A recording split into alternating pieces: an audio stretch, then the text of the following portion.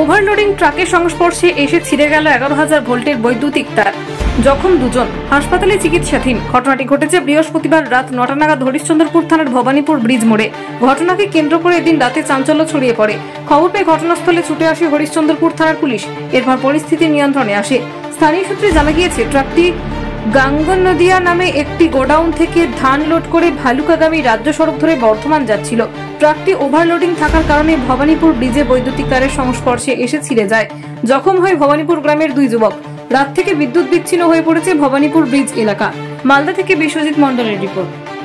আমরা সেই সময় শেষ হয়ে গেছিলাম যে ঘটনা ঘটলো। আমরা 1 সেকেন্ডের মধ্যে, মানে 2-1 সেকেন্ডের মধ্যে আমরা এখান থেকে কুকুর যেমন পালাই, সেমনি সব জনসাধারণ পালাইছে। যদি এই তারটা যদি কেবিল না থাকতো তাহলে এখানে না হলেও 10-20টা মানে নিহত হতো। মানে তারটা কেন ছিঁড়ে গেল? তারটা এই যে ওভারলোড, এই ট্রাকে হয়তো 40 টন ওভারলোড, 40 টন লোডের আছে ক্যাপাসিটি। এই ট্রাকে না হলেও কমসে কম 70 টন মাল লোড আছে। তাহলে এটা তাহলে বেআইনি ভাবে তাহলে মাল লোড করে নেওয়া হচ্ছিল? হ্যাঁ, বেআইনি ভাবে এই ট্রাকটাকে নিয়ে যাওয়া হচ্ছে এবং এই ট্রাকগুলো এই রোডে এইভাবে বেআইনি ভাবে চলার জন্য রাস্তাঘাট আমাদের ক্ষতিগ্রস্ত হচ্ছে। তো গাড়িকে আপনি আটকেছেন? গাড়ি এখানে আমরা আটকেছি, প্লাস এখানে সরকারের পুলিশ প্রশাসন আছে, তারাও আছে বর্তমানে। কি ক্ষতি হলো এই তার ছিঁড়ে যাওয়ার ফলে? এই তার ছিঁড়ে যাওয়ার ফলে মানে কি যে রাস্তায় দুটো ছেলে বাইক নিয়ে যাচ্ছিল, তারা মানে কি আহত হয়েছে এবং তারা হসপিটালে এখন অ্যাডমিট আছে। আপনি কি এখানে প্রেজেন্ট ছিলেন যখন এই দুর্ঘটনা ঘটে? এখানে যে চেয়ারে বসেছিলাম এখানে। আপনি কি প্রাণে বাঁচলেন? প্রাণে বাঁচলাম, মানে কুকুর যেমন ভাগে আমরা সবাই এবং ভেঙে দিচ্ছি এখানে। আপনার কোনো জখম হয়েছে? না, আমার জখম হয়নি। ঘটনাস্থলে পুলিশ এসছে? হ্যাঁ, এখানে মানে যে বর্তমানে ক্যাম্প আছে, এখান থেকে পুলিশ এসেছিল, এখানে আছে, এখানে প্রেজেন্ট। এখন কি তারটা কি ঠিকঠাক ভাবে মেরামত করবে মনে হচ্ছে? না, আমাকে তো মনে হচ্ছে না মেরামত করবে। এই গরমের মধ্যে পাবলিক অসহায়, এখন অস্বস্তি ভোগ করবে।